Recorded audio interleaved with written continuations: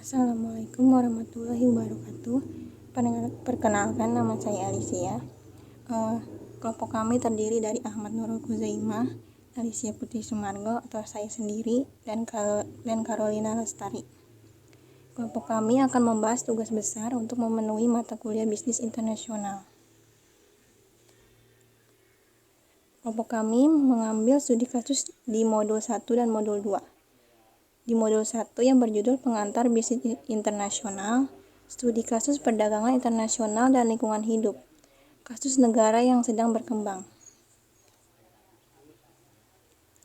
Perdagangan internasional dipercayai oleh kaum neoklasik memberi banyak manfaat dan pembangunan ekonomi sebuah negara, menurut Meyer 1989. Apalagi setelah menyaksikan keberhasilan perekonomian negara-negara seperti Korea, Taiwan, dan Brazil yang memperlihatkan bahwa strategi pembangunan yang berorientasi ekspor menjadi kunci meningkatnya kinerja perekonomian mereka. Menurut Kruger 1980 dan berhasil pula menurunkan tingkat pengangguran, menurut Westphal 1978. Sehingga banyak negara berkembang mengikuti strategi yang sama. Tetapi ada kekhawatiran bahwa adanya perdagangan internasional akan memperburuk kondisi lingkungan hidup di negara-negara berkembang. Jadi, perdagangan internasional selain membawa keberhasilan, juga khawatir adanya tantangan yang akan memperburuk lingkungan hidup. Seperti yang pertama, perbedaan kebijakan ekonomi dan politik. Yang kedua, perbedaan mata uang. Yang ketiga, perbedaan kualitas SDM. Dan konflik negara di negara tersebut. Perdagangan internasional dan konsep pembangunan berkelanjutan. Konsep pembangunan berkelanjutan atau sustainable development boleh dikatakan sebagai konsep pembangunan yang terbaru. Menurut definisi yang dikemukakan oleh Brundtland Commission dalam Our Common Future, pembangunan berkelanjutan adalah pembangunan yang dapat memenuhi kebutuhan generasi sekarang tanpa mengorbankan kemungkinan generasi yang akan datang untuk memenuhi. Apakah perdagangan internasional yang diharapkan kebutuhannya dapat meningkatkan kinerja perekonomian di negara-negara berkembang? Tidak seiring dengan konsep pembangunan berkelanjutan. Pertama, akan dilihat kecenderungan praktek pemanfaatan sumber daya alam yang dilakukan oleh negara-negara berkembang. Kondisi ini akan diperparah oleh kebutuhan pengembalian hutang luar negeri negara-negara yang sedang berkembang. Keunggulan bersaing dan isu lingkungan hidup dalam pasar persaingan global. Bila kecenderungan yang diperlihatkan oleh contoh-contoh di atas terus berlanjut, adanya kenaikan volume perdagangan memang dapat berdampak buruk pada kelestarian lingkungan hidup di negara-negara yang sedang berkembang. Keinginan untuk memperoleh devisa, menaikkan pendapatan nasionalnya, serta menurunkan tingkat pengangguran di satu sisi dibarengi dengan adanya keterbatasan dana untuk mengakses teknologi baru yang ramah lingkungan, tetapi relatif mahal akan mendorong negara-negara yang sedang berkembang menghadapi dilema antara ekonomi dan kelestarian lingkungan hidup. Apalagi di era perdagangan bebas, saat produk dari berbagai negara dapat masuk bebas ke negara lain tanpa ada hambatan, keunggulan bersaing produk yang bertumpu pada efisien yang tinggi sangat menentukan dapat bertahan atau tidaknya suatu perusahaan dalam persaingan. Sekian dari presentasi saya. Terima kasih. Oke, baik, terima kasih. Selanjutnya saya Carolina Lestari. Langsung saja, contoh kasus yang terjadi di Indonesia. Dalam contoh, ditutupnya pabrik sepatu di Indonesia yang induknya ada di Amerika. Sekalipun alasannya adalah tidak puasnya konsumen di negara maju tersebut terhadap sistem penggajian di perusahaan itu.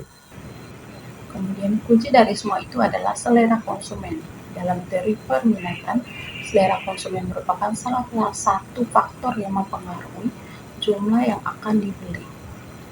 Faktor penentu lainnya misalnya harga barang ingin bersangkutan, harga barang lain, besarnya pendapatan konsumen, dan sebagainya. Dalam kaitan dengan keunggulan, persaing yang menjadi alasan produsen tidak menerapkan proses produksi bersih, bebas polusi, seperti yang dikemukakan di atas sejauh ini hanya menyangkut terbentuknya harga barang yang bersangkutan. Padahal, faktor lain seperti selera tidak kalah pentingnya.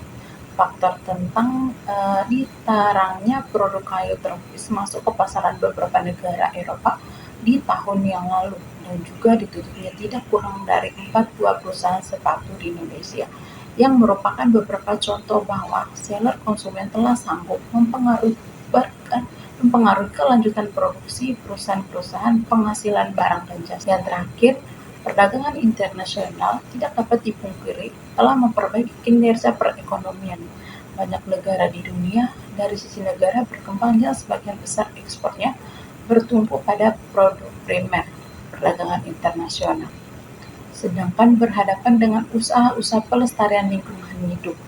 Makin turunnya negara-negara pengeksporan barang primer ini memaksa mereka untuk makin menambah volume ekspor hanya untuk mendapatkan jumlah devisa yang tetap. Di sisi lain, makin besarnya kewajiban membayar hutang luar negeri oleh negara dunia ketiga ini juga dapat merupakan penyebab yang potensial akan makin besarnya volume ekspor barang. Sementara itu, praktek pemanfaatan dan penggunaan sumber daya alam di negara sedang berkembang masih sering mengabaikan masalah lingkungan hidup. Proses industrialisasi sering pula belum sering dengan konsep pembangunan yang berkelanjutan. Relokasi industri-industri dari negara-negara maju ke kelompok negara sedang berkembang sering diikuti pula dengan masuknya masalah polusi hasil industri. Keengganan sektor industri untuk menerapkan teknologi untuk proses produksi yang ramah lingkungan biasanya berdasarkan dasar mahalnya teknologi tersebut. Kemudian yang berikutnya, modul kedua tentang teori perdagangan internasional dengan studi kasus pecundang dari perdagangan internasional, kasus impor beberapa jenis buah musim di Indonesia. Kehidupan ekonomi sebuah negara tidak dapat dipisahkan dari keadaan ekonomi luar negeri. Apalagi semakin terbukanya negeri tersebut, keterbukaan tersebut dapat dikarenakan adanya hubungan ekonomi dengan luar negeri dan perdagangan internasional yang seringkali dimaksudkan untuk mempercepat pembangunan negara yang bersangkutan, terutama bagi negara berkembang benih yang berkualitas, membuat Indonesia banyak mengimpor bahan pangan ke Indonesia khususnya buah. Kesehatan anak bangsa Indonesia pun dipertanyakan, ditambah lagi perusahaan perilaku konsumen yang semakin menikmati produk itu. Oke, baik, sekian dan terima kasih dari saya. Selanjutnya akan dibahas oleh Kak Nurul. Selanjutnya, nama saya Ahmad Nurul Uzaima dengan NIM 11121211066. Di sini saya akan melanjutkan modul kedua, yaitu teori perdagangan internasional dengan berjudul studi kasus pecundang dari perdagangan internasional. Kasus impor 28 jenis buah musiman di Indonesia. Buah impor semakin gampang dan murah untuk mendapatkan dan harga yang relevan bagus, membuat para konsumen sangat tertarik dengan adanya buah impor saat ini. Hal ini juga menunjukkan lokal mengenai buah yang masuk ke Indonesia atau impor yang terjadi pada periode tertentu. Konsumen dan perusahaan yang kini dapat membeli barang impor yang lebih murah. Pemenang yang jelas dari perdagangan jika dibatasi untuk hanya peningkatan impor membawa tekanan persaingan yang juga dapat mengakibatkan industri dan sektor dalam negeri menurun dan merugikan dari merugi dari perdagangan. Selalu meningkat, banyak yang menyebabkan impor itu terjadi, yang diantaranya mungkin karena perdagangan bebas dari variabel kontrol lainnya. Berikut adalah data impor buah ke Indonesia dari seluruh negara yang bekerja sama dengan Indonesia untuk membantu memenuhi kebutuhan buahnya. Selanjutnya, peningkatan impor yang terjadi di tiap tahunnya, walaupun ada yang penurunan, namun tetap saja kembali mengalami peningkatan. Kurangnya ketersediaan buah lokal di pasar modern dan rendahnya minat masyarakat selaku konsumen buah-buahan menyebabkan produk dalam negeri tidak berhasil menyaingi gempuran buah-buahan impor. Namun seiringnya berjalan waktu, mungkin juga ada peningkatan produktivitas yang disebabkan oleh perdagangan. Misalnya dari skala atau cangkupan ekonomi dari peningkatan investasi dan penelitian serta pengembangan yang dirangsang oleh pasar yang lebih besar, dari pengurangan inefisien karena meningkatnya persaingan atau dari spillover positif antar perusahaan. Terdapat dalam 28 buah yang dihasilkan atau diproduksi oleh petani dalam negeri. Ini merupakan buah-buahan tahunan, merupakan tanaman yang bersumber kaya akan vitamin, mineral, dan lain-lainnya, di mana bagian dari tanaman ini dapat dikonsumsi tanpa dimasak terlebih dahulu atau dikonsumsi segar yang terdiri dari alpukat, anggur, apel, belimbing, belewah, duku, durian, jambu air, jambu biji, jeruk besar, dan lain-lainnya.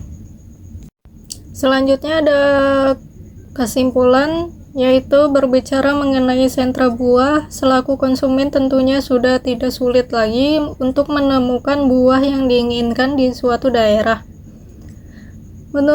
Mudah mendapatkan apel merah dari Washington, jeruk dan pir dari Cina, maupun durian Bangkok di sekitar daerah.